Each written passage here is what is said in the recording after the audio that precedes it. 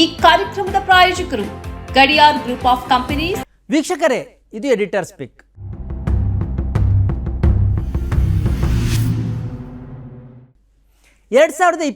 September 18ರಂದು ಅಂಕಿತಾ ಭಂಡಾರಿ ಎಂಬ 19 ವರ್ಷದ ಹೆಣ್ಮಗಳ ಹತ್ಯೆ ನಡೆಯುತ್ತೆ. ಉತ್ತರಾಖಂಡದ ಋಷಿಕೇಶದಲ್ಲಿ ಈ ಹತ್ಯೆ ನಡೆಯುತ್ತೆ. ಅಲ್ಲಿ ಇದ್ದುದು ಬಿಜೆಪಿ ಸರ್ಕಾರ. ವನಾಂತರ ರೆಸಾರ್ಟ್ನಲ್ಲಿ ಸ್ವಾಗತಕಾರಣಿಯಾಗಿದ್ದಳು ಈ ಅಂಕಿತಾ ಭಂಡಾರಿ. ಈ ರೆಸಾರ್ಟ್ ಬಿಜೆಪಿಯ ಮಾಜಿ ಸಚಿವರ ಮಕ್ಕಳಾದ ಪುಲ್ಕಿತ್ ಆರ್ಯ ಮತ್ತು ಅಂಕಿತ್ ಆರ್ಯ ಎಂಬವರಿಗೆ ಸಂಬಂಧಿಸಿದ್ದಾಗಿತ್ತು. ಈ ಹತ್ಯೆಗೆ ಸಂಬಂಧಿಸಿ ಆಗಿನ ಕೇಂದ್ರ ಸಚಿವೆ ಸ್ಮೃತಿ ಇರಾನಿಯ ಪ್ರತಿಕ್ರಿಯೆಯನ್ನ ನೋಡಿ. अंकिता भंडारी के बारे में क्या कहना चाहिए? अंकिता भंडारी के बारे में क्या कहना चाहिए मैडम? अंकिता भंडारी के बारे में क्या कहेंगे? अंकिता भंडारी के बारे में क्या कहना चाहिए? अंकिता भंडारी के बारे में क्या कहना चाहिए मैडम? अंकिता भंडारी के बारे में क्या कहेंगे? ಪತ್ರಕರ್ತರ ಒಂದೇ ಒಂದು ಪ್ರಶ್ನೆಗೆ ಉತ್ತರಿಸದೆ ಜಾರಿಕೊಂಡ ಇದೇ ಸ್ಮೃತಿ ಇರಾನಿ ಮೊನ್ನೆ ಕೋಲ್ಕತ್ತಾದಲ್ಲಿ ನಡೆದ ವೈದ್ಯ ವಿದ್ಯಾರ್ಥಿನಿಯ ಹತ್ಯೆಯ ಬಗ್ಗೆ ಎಂಥ ಆಕ್ರೋಶ ವ್ಯಕ್ತಪಡಿಸಿದ್ದಾರೆ ನೋಡಿ. कि क्या किसी ने उस फ्लोर पर उस महिला के चिल्लाने की आवाज को नहीं सुना? क्या ये एक रेपिस्ट का काम है? ये कैसे संभव है कि गुंडों की एक फौज इकट्ठी होती है शहर में और पुलिस को पता तक नहीं चलता? वो चिल्लाई तो किसी ने अस्पताल में सुना नहीं. प्रदेश की होम मिनिस्टर ममता जी हैं. हेल्थ का चार्ज किसके पास है? मुख्यमंत्री कौन है? विषय है कि उस लड़की को न्याय मिलेगा या नहीं मिलेगा. जनता की आंखों में धूल झोंकना बंद करें. जनता जो जवाब मांग रही है उन जवाबों को दें. ನಿಮಗೆ ಕೋಲ್ಕತ್ತಾ ಪ್ರಕರಣ ಗೊತ್ತಿರಬಹುದು. ಅಲ್ಲಿ ಏನು ನಡೀತಾ ಇದೆ ಅನ್ನುವ ಕುರಿತು ಅಪ್ಡೇಟು ಇರಬಹುದು. ಸೆಮಿನಾರ್ ಹಾಲ್ನಲ್ಲಿ ಮಲಗಿದ್ದ 31 ವರ್ಷದ ವೈದ್ಯ ವಿದ್ಯಾರ್ಥಿನಿಯನ್ನು ಹತ್ಯೆ ಮಾಡಲಾಗಿದೆ. ಅತ್ಯಾಚಾರ ಮಾಡಲಾಗಿರುವುದು ಬಹುತೇಕ ದೃಢಪಟ್ಟಿದೆ. CBI ತನಿಖೆ ಪ್ರಾರಂಭ ಆಗಿದೆ. ನಿಮಗೆ ಗೊತ್ತಿರಲಿ, ಪಶ್ಚಿಮ ಬಂಗಾಳದಲ್ಲಿರುವುದು ಬಿಜೆಪಿ ಸರ್ಕಾರ ಅಲ್ಲ. ಆದರೆ ಉತ್ತರಾಖಂಡದಲ್ಲಿ ಅಂಕಿತಾ ಭಂಡಾರಿ ಹತ್ಯೆ ನಡೀತಲ್ಲ, ಅದನ್ನು ಅಲ್ಲಿನ ಸರ್ಕಾರ ಮತ್ತು ಕೇಂದ್ರ ಸರ್ಕಾರ ಹೇಗೆ ನೋಡಿತ್ತು ಗೊತ್ತೇ?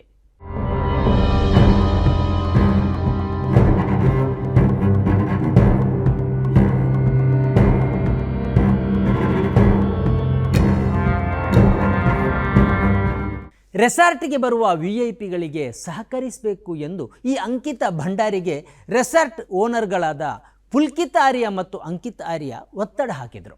ಆಕೆ ಒಪ್ಪಲಿಲ್ಲ. ಈ ಅಂಕಿತ್ ಆರ್ಯ ಅಂತಿಂತವನಲ್ಲ, ಉತ್ತರಾಖಂಡದ OBC ಆಯೋಗದ ಉಪಾಧ್ಯಕ್ಷ. ಈತನ ತಂದೆ ಮಾಜಿ ಸಚಿವ. ಜನರು ಈ ಹತ್ಯೆಯ ವಿರುದ್ಧ ರೊಚ್ಚಿಗೆದ್ರು. ಇದರಿಂದ ಒತ್ತಡಕ್ಕೆ ಒಳಗಾದ ಉತ್ತರಾಖಂಡದ ಬಿಜೆಪಿ ಸರ್ಕಾರ ಸೆಪ್ಟೆಂಬರ್ 22ರಂದು ಲೋಕಲ್ ಪೊಲೀಸರ ಕೈಯಲ್ಲಿದ್ದ ಪ್ರಕರಣವನ್ನು ರೆವೆನ್ಯೂ ಪೊಲೀಸರಿಗೆ ಹಸ್ತಾಂತರಿಸಿತು. ಇದಾಗಿ ಮರುದಿನ ಸೆಪ್ಟೆಂಬರ್ 23ರಂದು ಆ ರೆಸಾರ್ಟ್ನ ಮೇಲೆ ಬುಲ್ಡೋಜರ್ ಹರಿಸಲಾಯಿತು. ಯಾರು ಆರ್ಡರ್ ಕೊಟ್ಟದ್ದು ಗೊತ್ತೇ? ಬಿಜೆಪಿಯ MLA ರೇಣು ಬಿಸ್ತ್. ಮರುದಿನ ಇದೇ ರೆಸಾರ್ಟ್ನಲ್ಲಿ ಭಾರಿ ಬೆಂಕಿ ಅನಾಹುತವೂ ನಡೆಯಿತು. ವಿಶೇಷ ಏನಂದರೆ, ಪೊಲೀಸರು ರೆಸಾರ್ಟಿಗೆ ಸೀಲ್ ಮಾಡಿ ಪಹರೆ ಕಾಯ್ತಾ ಇದ್ರೂ ಕೂಡ ಈ ರೆಸಾರ್ಟಿಗೆ ಬೆಂಕಿ ಹತ್ತಿಕೊಂಡಿತು. ಇದರ ಬಳಿಕ ಪ್ರಕರಣ ಇನ್ನೊಂದು ಠಾಣೆಗೆ ವರ್ಗಾವಣೆಯಾಯಿತು. ಆ ಬಳಿಕ ಅಂಕಿತ್ ಆರ್ಯ, ಪುಲಕಿತ್ ಆರ್ಯ ಮತ್ತು ಸೌರಭ್ ಭಾಸ್ಕರ್ ಎಂಬವರನ್ನು ಪೊಲೀಸರು ಬಂಧಿಸಿದರು. ಇವರೆಲ್ಲ ಆ ರೆಸಾರ್ಟ್ನ ಮೇಲ್ವಿಚಾರಣೆ ನಡೆಸ್ತಾ ಇದ್ರು. ನಿಮಗೆ ಗೊತ್ತಿರಲಿ, ಈವರೆಗೂ ಈ ಪ್ರಕರಣವನ್ನು CBIಗೆ ಒಪ್ಪಿಸಲಾಗಿಲ್ಲ.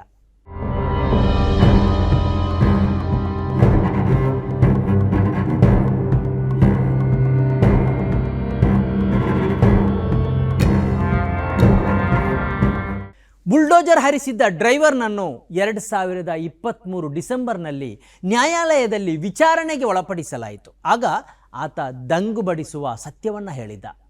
ತನಗೆ ಬಿಜೆಪಿ MLA ರೇಣು ಬಿಸ್ತ್ ಅವರ ಸಹಾಯಕ ಕರೆ ಮಾಡಿದರು ಮತ್ತು ಉಪ ಜಿಲ್ಲಾಧಿಕಾರಿ ಕೂಡ ಕರೆ ಮಾಡಿದರು. ರೆಸಾರ್ಟ್ ಮೇಲೆ ಬುಲ್ಡೋಜರ್ ಹರಿಸುವಂತೆ ಹೇಳಿದರು. ಸಾಕ್ಷ್ಯ ನಾಶಪಡಿಸುವುದಕ್ಕೆ ಹೀಗೆ ಮಾಡಲಾಗಿತ್ತು ಎಂದಾತ ಹೇಳಿದ. ರೇಣು ಬಿಸ್ತ್ ಅವರ ವಿರುದ್ಧ ಸಾಕ್ಷ್ಯ ನಾಶಕ್ಕೆ ಸಂಬಂಧಿಸಿ ಆ ಬಳಿಕ ಪ್ರಕರಣವೂ ದಾಖಲಾಯಿತು. ಅಚಾನಕ್ಕಾಗಿ ಬೆಂಕಿ ಹತ್ತಿಕೊಂಡದ್ದು ಕೂಡ ಇದೇ ಸಾಕ್ಷ್ಯ ನಾಶದ ಉದ್ದೇಶದಿಂದಲೇ ಎಂಬುದನ್ನು ಯಾರಿಗೇ ಆಗಲಿ ಅಂದಾಜಿಸಬಹುದು. ಕೋಲ್ಕತ್ತಾ ಪ್ರಕರಣದ ಬಳಿಕ NDTVಯಲ್ಲಿ ಮೊನ್ನೆ ಒಂದೇ ದಿನ ಪ್ರಸಾರವಾದ ಸುದ್ದಿಯ ಸ್ಕ್ರೀನ್ಶಾಟ್ ತೋರಿಸ್ತಾ ಇದ್ದೇನೆ ನೋಡಿ.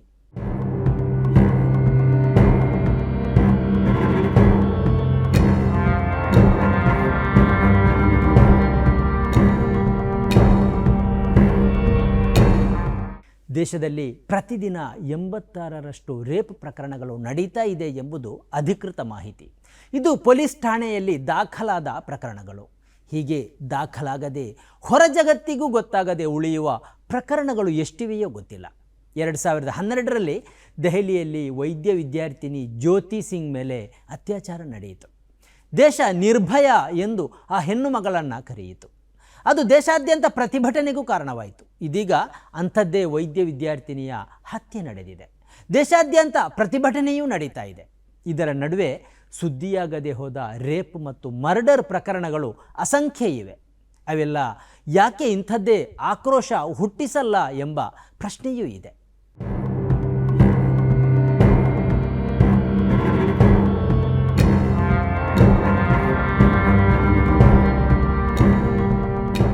ಉತ್ತರಾಖಂಡದಲ್ಲಿ ಎವಿಡೆನ್ಸ್ ನಾಶಪಡಿಸಲು ಹೇಗೆ ಬುಲ್ಡೋಜರ್ ಹರಿಸಲಾಯಿತೋ ಅದೇ ರೀತಿಯ ಪ್ರಯತ್ನ ಕೋಲ್ಕತ್ತಾ ಘಟನೆಯಲ್ಲೂ ನಡೆದಿದೆ. 100ರಷ್ಟು ಮಂದಿ ರಾತ್ರಿ ಆಸ್ಪತ್ರೆಗೆ ನುಗ್ಗಿ ದಾಂಧಲೆ ನಡೆಸಿದ್ದಾರೆ, ICUಗೆ ನುಗ್ಗಿದ್ದಾರೆ, ಎಳೆದಾಡಿದ್ದಾರೆ. ಆದರೆ ಎವಿಡೆನ್ಸ್ ನಾಶವಾಗಿಲ್ಲ ಎಂದು ಪೊಲೀಸರು ಹೇಳ್ತಾ ಇದ್ದಾರೆ. ಈ ದೇಶ ಹೆಣ್ಮಕ್ಕಳಿಗೆ ಅಸುರಕ್ಷಿತ ಅನ್ನುವುದನ್ನು ಮತ್ತೆ ಮತ್ತೆ ಸಾಬೀತುಪಡಿಸ್ತಾ ಇದೆ. ನಿರ್ಭಯ ಪ್ರಕರಣದ ಬಳಿಕ ರಚಿಸಲಾದ ಕಠಿಣ ಕಾನೂನುಗಳಿಂದ ರೇಪ್ ನಿಂತಿಲ್ಲ.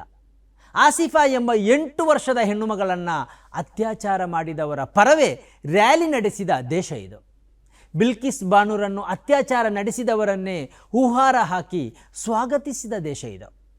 ಅತ್ಯಾಚಾರವನ್ನು ಖಂಡಿಸಬೇಕೋ ಬೇಡವೋ ಎಂಬುದನ್ನು ಧರ್ಮ ನೋಡಿ ನಿರ್ಧರಿಸಲಾಗುವ ದೇಶದಲ್ಲಿ ಹೆಣ್ಮಕ್ಕಳು ಸುರಕ್ಷಿತವಾಗುವುದಕ್ಕೆ ಸಾಧ್ಯವೂ ಇಲ್ಲ.